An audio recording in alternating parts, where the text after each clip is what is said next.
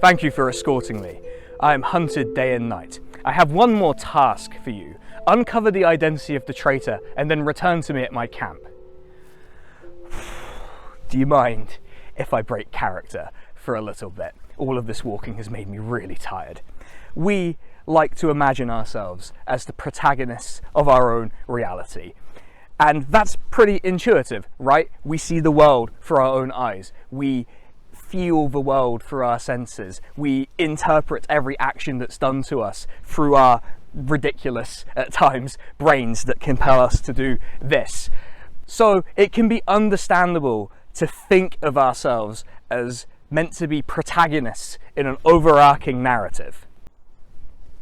This tendency to think of ourselves as subjects within a narrative has collided with the fact that we can just put out any thought we have online for everyone to see. Again, kind of like what we're doing here. So we might both believe that we're the main character in the center of our own universe, but we might also believe that someone who we encounter in these environments who says something that offends us or annoys us or is just plain stupid is a character of their own, and we might start treating them as if they're an NPC or just a construct of the game that is social media.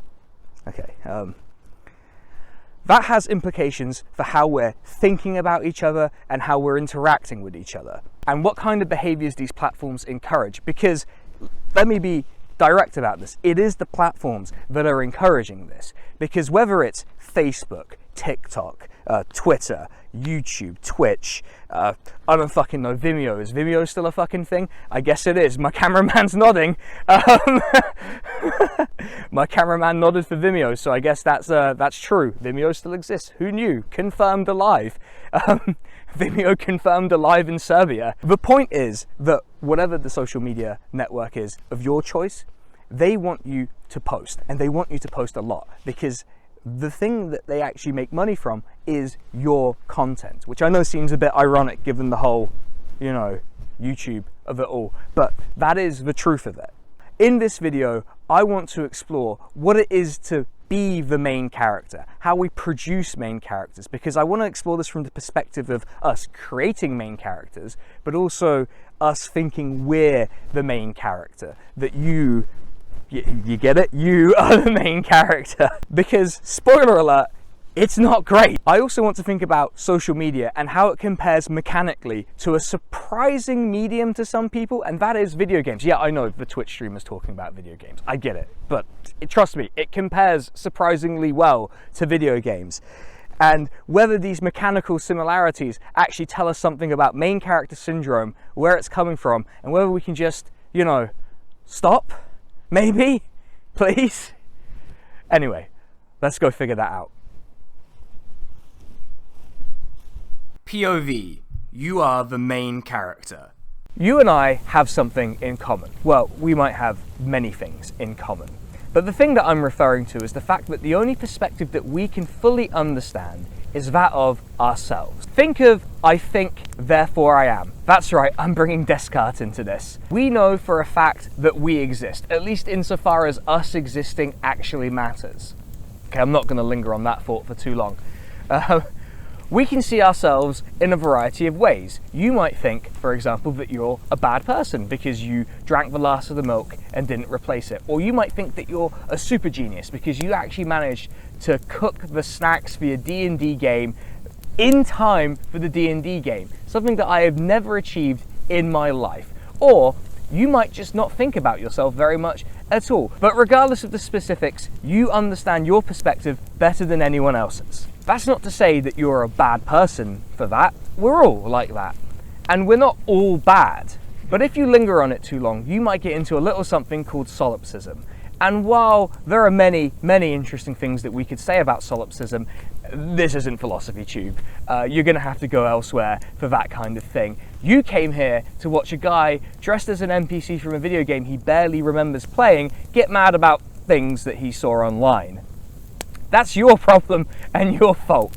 So, in the spirit of getting mad at things online, I want to observe that social media acts as an accelerant on these tendencies and actually exacerbates the very worst of it. I think about this tweet a lot. Each day on Twitter there is one main character. The goal is to never be it. This is a dynamic that exists across all social media, and it's really been a thing for a really, really long time. Really for as long as we've had the means to interact with each other online. Facebook groups have had main characters. TikTok has had main characters. Twitter has obviously had main characters. And, you know, even old internet message boards have had main characters. Rest in piss Lotax, if you get that one. Drop a like. I find the specific phrasing and framing of that tweet really interesting, right? Main character. We're making someone else, well, hopefully someone else, the center of the universe for a day because of something insane that they've done online. Maybe a moment of madness, maybe they're a piece of shit, I don't know.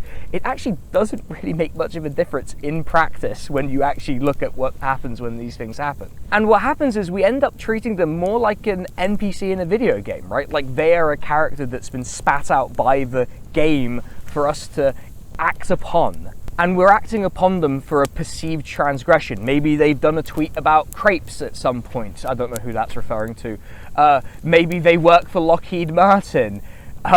Maybe they have decided that it's better to watch their infant daughter struggle to open a can of beans. Really? I mean, am I saying these things are equivalent? I don't know.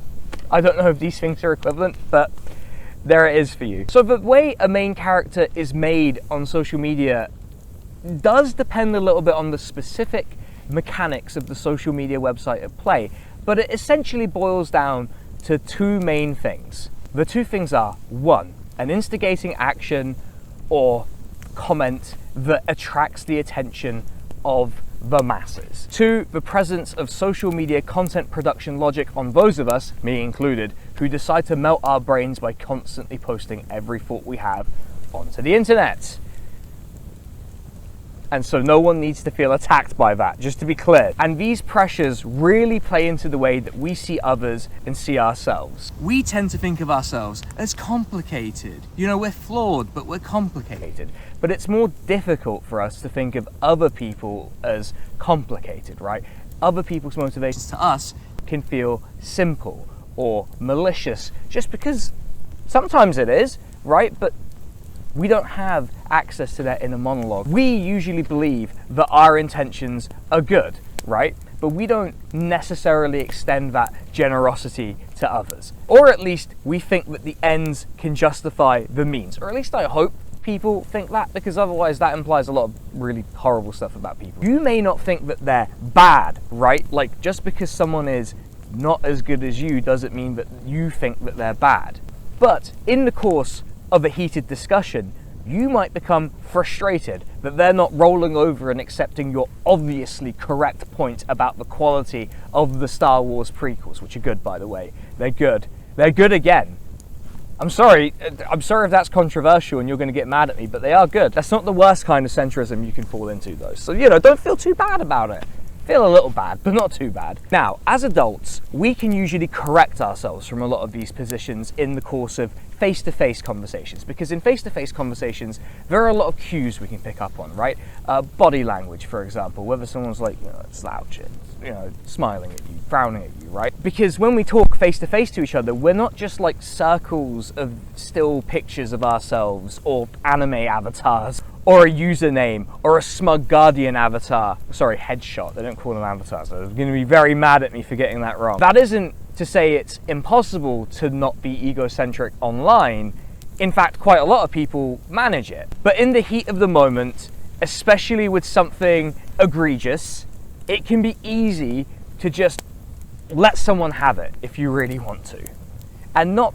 And it's kind of hard not to feel a bit good letting people know what you think. And that's not to say that there aren't views and opinions out there that don't deserve to be responded to with fury and rage. There obviously are opinions like that out there. People can make mistakes, or they might be malicious.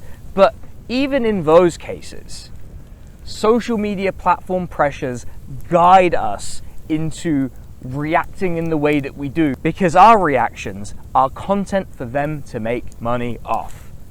And the structures of how we're allowed to respond to people creates the conditions for escalation. With that in mind, let's look at how various social media platforms present information to us, as opposed to, say, even earlier social media website iterations and, old school internet forums. So back in the day, when most people used Facebook, I haven't used Facebook since I was like 23, other than for messaging friends, but let's imagine and remember, if you wanted to have a fight with someone when Facebook was first around, you would have to go through a bunch of steps, right? You'd have to add the person as a friend. You'd have to then go to their wall. You'd then have to see something they posted that pissed you off, and then you would have to respond to it, right?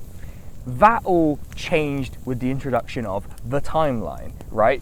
People talk about it on the TL, on the timeline, right?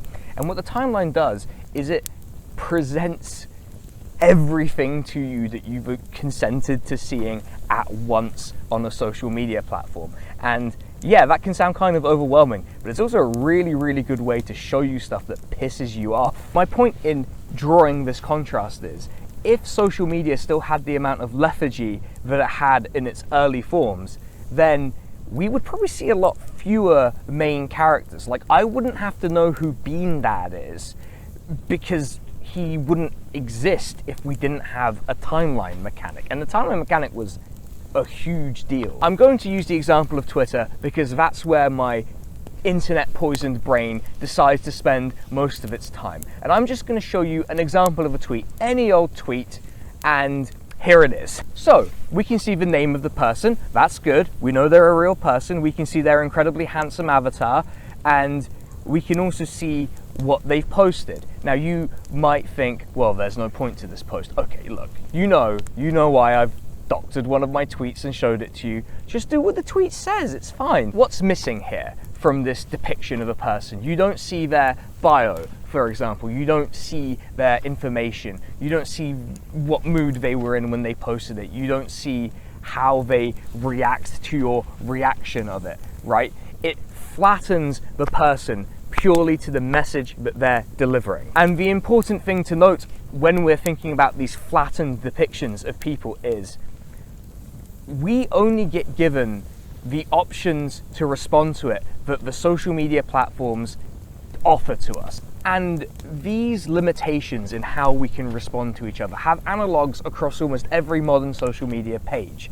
In fact, some of them make it even more difficult for you to actually have a variety of means of responding, which, yeah, really doesn't help in some cases. But on Twitter, you're left with 4 options as ways to respond. Well, there are 2 super secret options, but you're not interested in those right now because that's not as fun as losing your mind at something that you find online. Those 4 options are: you can like the tweet, you can reply to the tweet, you can retweet it, or you can retweet it with a comment, otherwise known as quote tweeting. And that's actually one of the main ways people choose to dunk on other people. And look, I'm guilty of it, I'm not gonna lie, but them's the facts, I'm afraid. That's not a lot of options when we think about it, right? That's not the variety of options that are presented to you in the course of, say, a face-to-face conversation. I don't go down to the pub and talk to my friend and then slam a giant heart button in front of them when I think they've made a good point.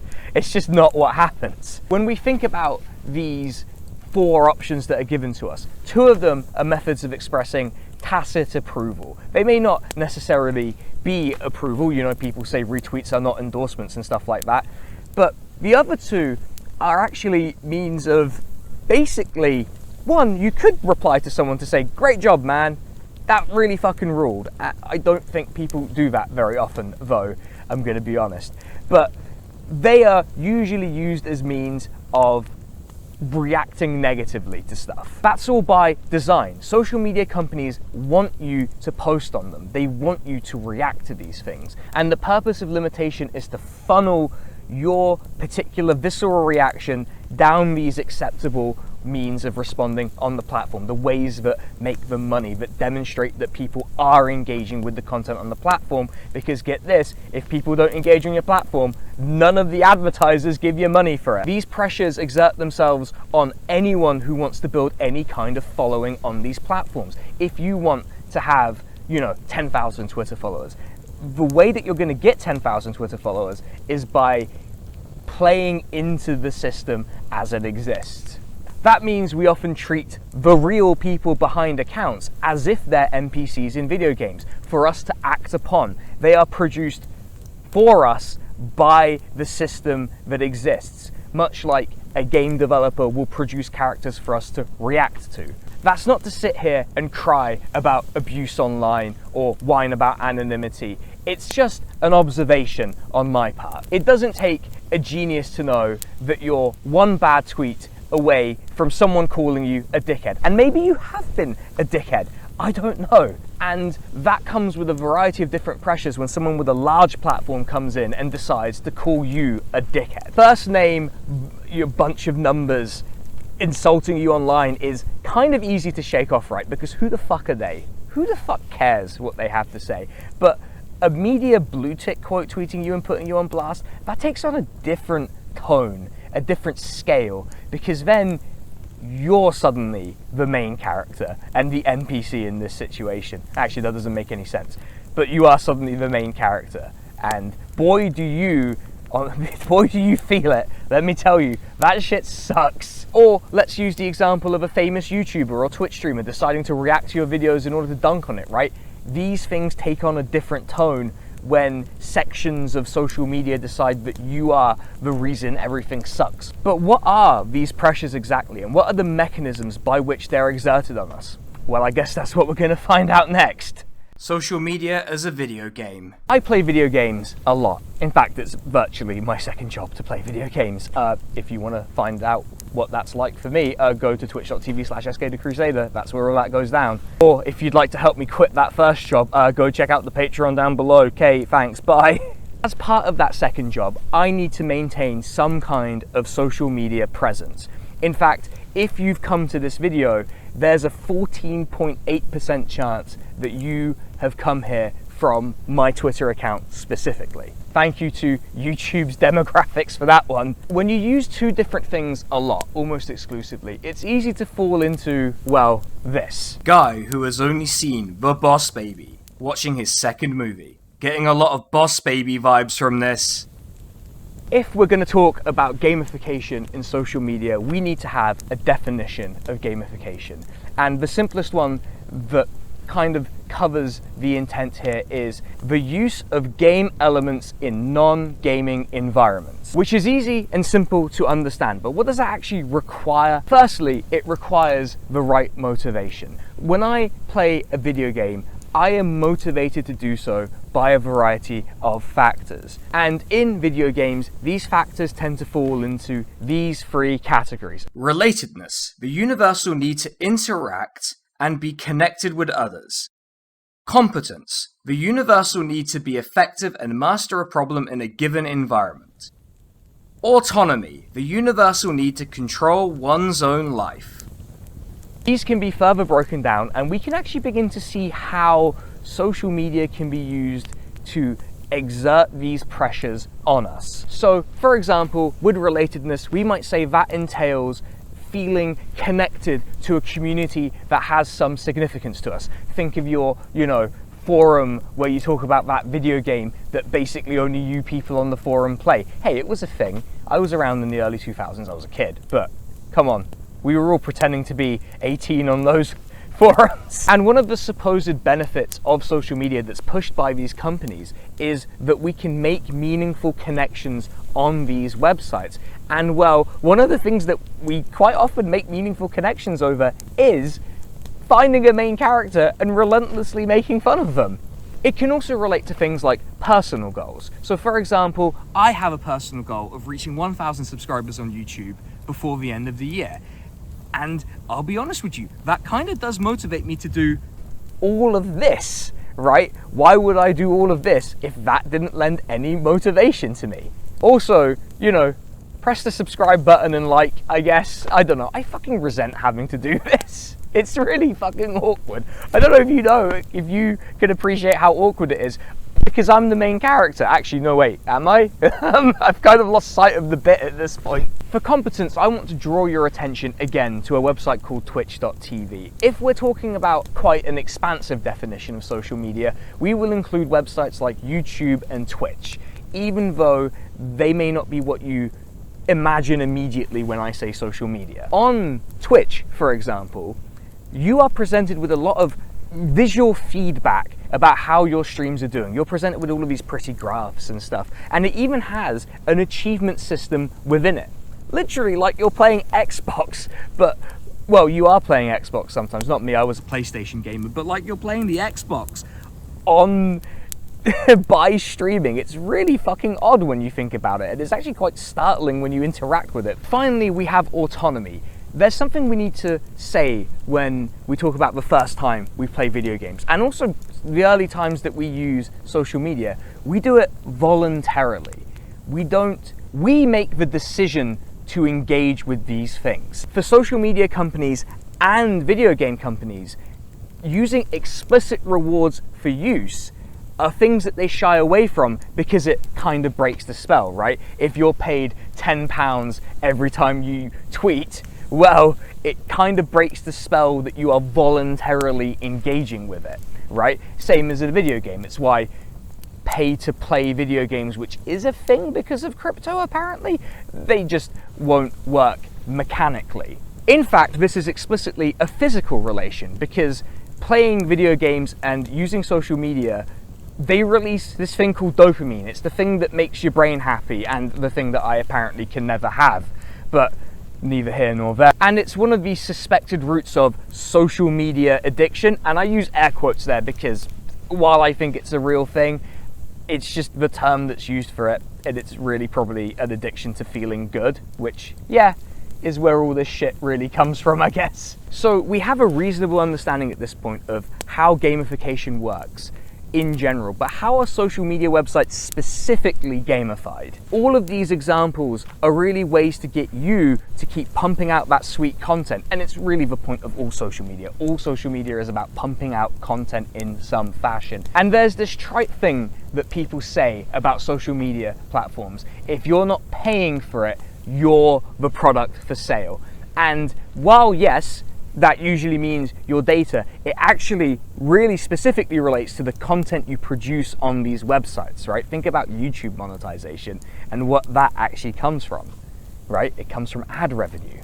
A Finnish researcher actually categorized various gamification elements and compared them and connected them to various things that social media websites do. For example, the use of statistics and points, which you might recall from playing Tetris or Asteroid. I don't know, I think the average age of one of my videos skews quite wildly in various directions depending on which one. So I'm just going to assume you're old now for some reason. But look, when you think about points and rewards and sort of statistics like that, you might think of the follow account on twitter.com, and this does a couple things. One, it shows your commitment to the platform and, you know, demonstrates good use of it, apparently. I'm not convinced that everyone who has a lot of followers uses it well, but, you know, that's just me with my 8,000 followers complaining, I guess. But the other thing it does is it engenders a sense of competition. Look, how many followers you have on social media doesn't really actually matter.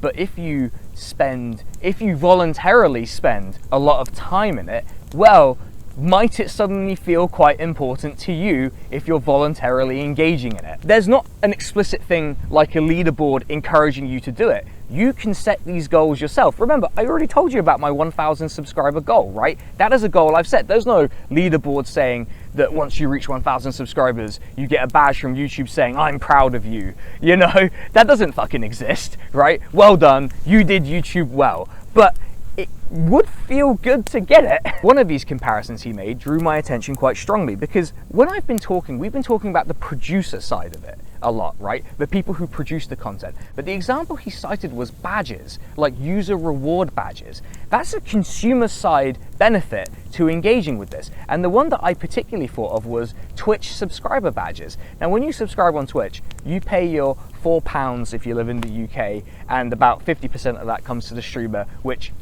isn't your fault. If you subscribe to me on Twitch, that's Twitch's fault. But what happens if you spend a lot of time subscribed to someone is you unlock different badges, and that demonstrates, one, community engagement, and two, might be a flex for you to say that you've subscribed to this particular person for 12 months. I don't know, right?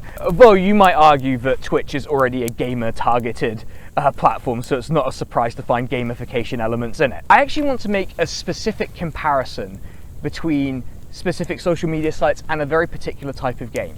So when we're on Facebook or TikTok or Twitter or YouTube or Twitch, we don't just have one player, do we? We have multiple players. You might say multiple players online. You see where I'm going with this? It's an MMORPG, and these platforms are the greatest MMORPGs of all time.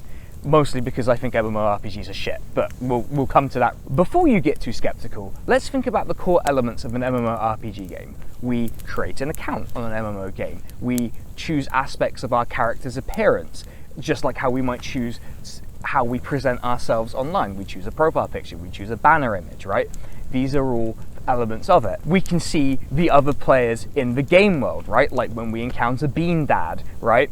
And we have a leveling system, or points, if you like, in the form of followers. Now, there's no formal leveling system on Twitter.com. You don't get a level 8 account for reaching 250 followers, but it can feel like a leveling system of itself. And they also feel like MMOs because, let's be honest, it requires a lot of unfulfilling work before you get the big rewards. So if your mechanical basis for progression is drudgery, you need, as I believe, incidentally, is the case in MMORPGs, you need big mechanical incentives to persuade people to continue in the drudgery. Like a social media website, an MMO's basis of making money is people playing the game. Because the longer someone plays an MMO game, particularly if it involves pay-to-win elements, the more likely they are to spend actual real-world money on the game. Now, Twitter and stuff like that. Well, actually, Twitter does now have a way to spend money. You can be a super follower, which, don't be a super follower, please. I'm asking you nicely not to be a super follower. It's super embarrassing, and I will dunk on you relentlessly. You will become the main character. I'm warning you now. Game elements like progression through leveling and a degree of autonomy because we choose to engage in it do exist in social media as I am describing it here. Let's put it this way. No one in an MMORPG is forcing you to do the fetch quest where you collect 100 deer hides. Because God knows that no one's going to compel me to do that. You're doing that to yourself. And fetching 100 deer hides can be a lot like finding a viral tweet. The finding a viral tweet is like the ultimate fetch quest, which is kind of ironic because we were doing an escort quest a bit earlier. But I suppose me running through the woods with this killing deer would have been a bit more of a difficult sell to the park.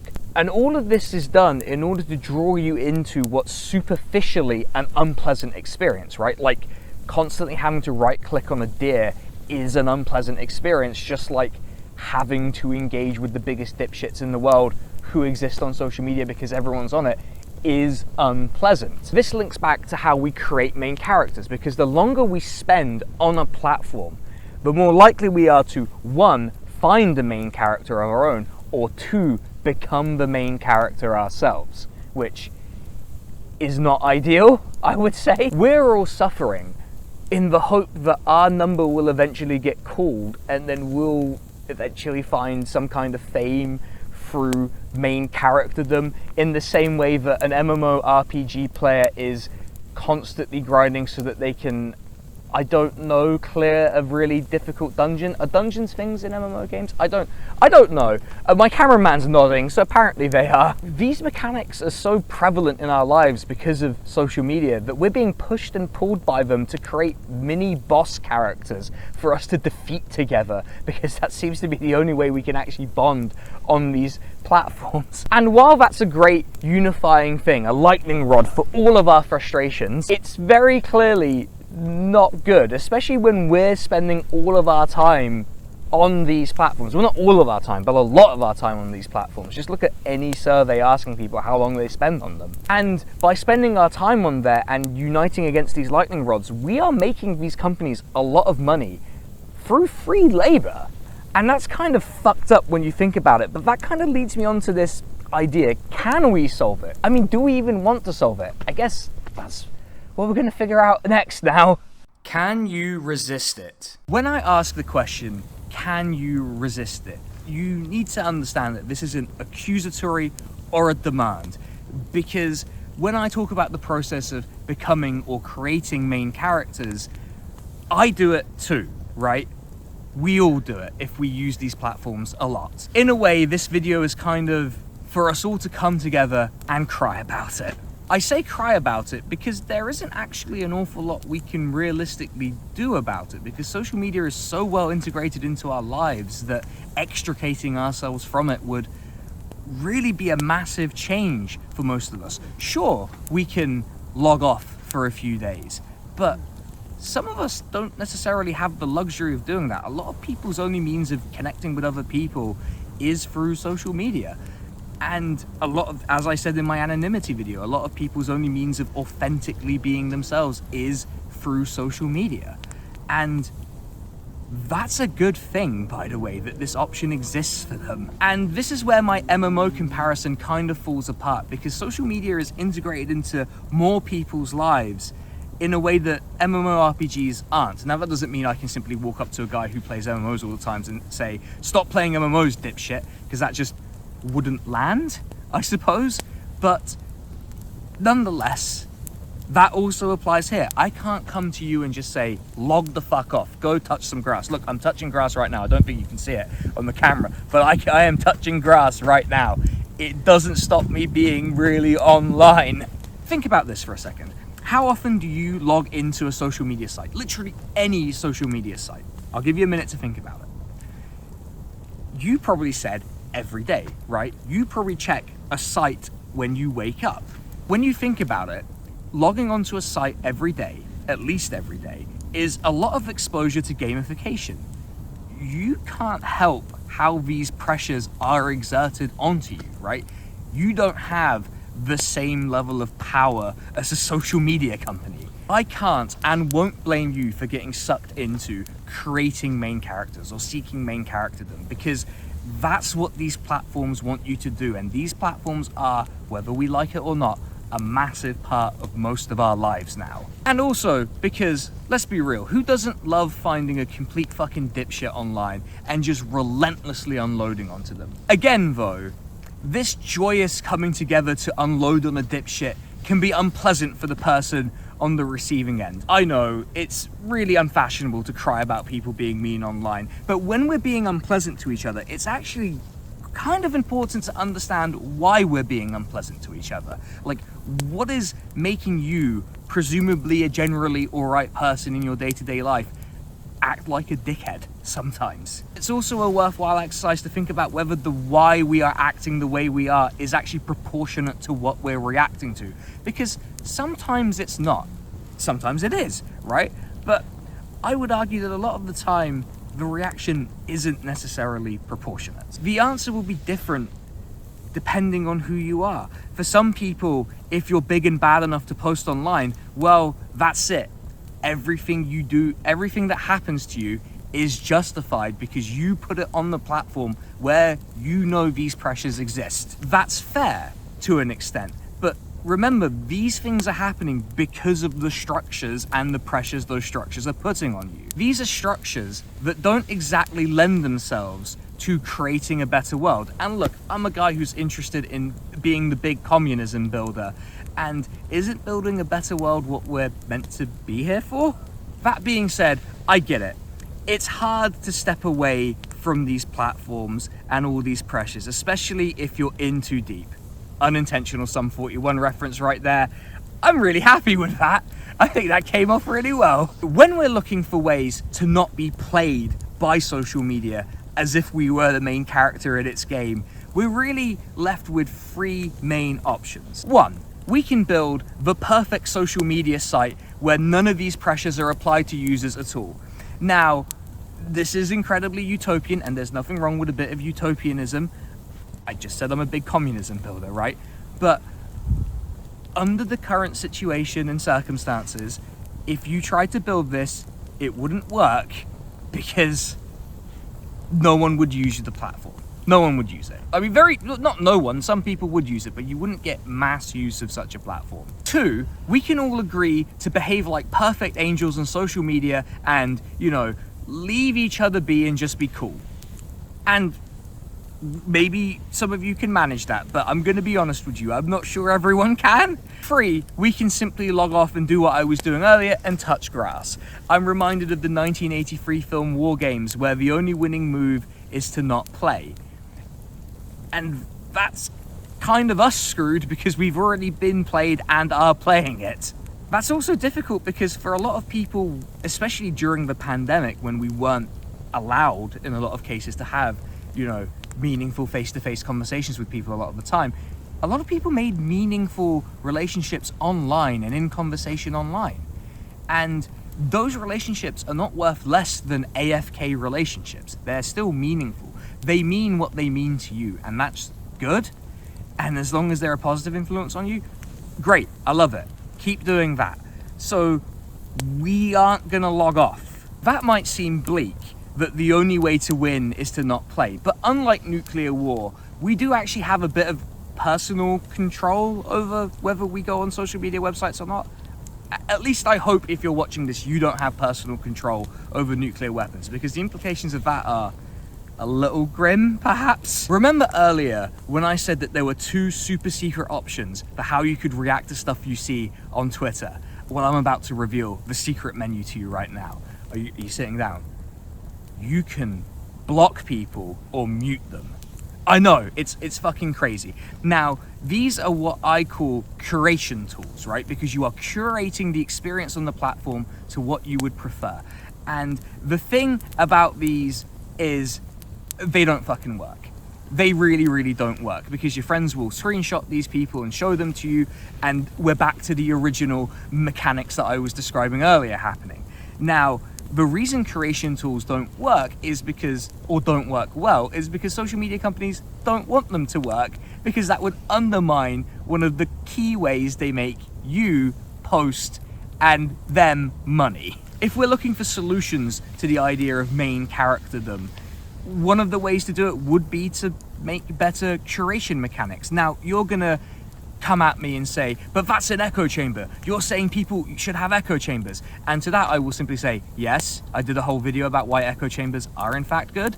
So go check out that video. I'm not ashamed of that. So we're gonna continue to be exposed to these pressures being exerted on us. And there's not really much we could do with the curation tools available to us. And given how integrated it is in our lives, there's no getting away from the pressures and mechanics that are being applied to us by social media. Concluding thoughts. Bringing this all together in some way is a little difficult, because ultimately it kind of boils down to be aware of what's happening and then try not to let it happen to you, which is, as I mentioned, kind of difficult because you are less powerful than a social media company. But these platforms are what we make of them to an extent. In the spirit of the share zone, if it sucks, hit the bricks. You can ignore the main characters and just try to use social media for the positive elements of it, like making friends online, which is a thing that is apparently possible now. Hopefully with this video, you're now more aware of the pressures that are being exerted on you, and knowing is half the battle. If you know you're getting played, you can at least limit the unpleasant or unwanted ways that you're getting played, right? And you can just lean into the mechanics that suit your use of the platform. So let's stop getting played and let's just be cool. Or we can find a dipshit and go dunk on them. I'm just kidding, don't do that. I just undermined the whole video there at the end. Don't do that, please. I want to thank my proofreaders, that's Mick, Wright, and my partner. My partner is also the costume director for this. I'm looking over at her for approval of the title as I'm doing this bit.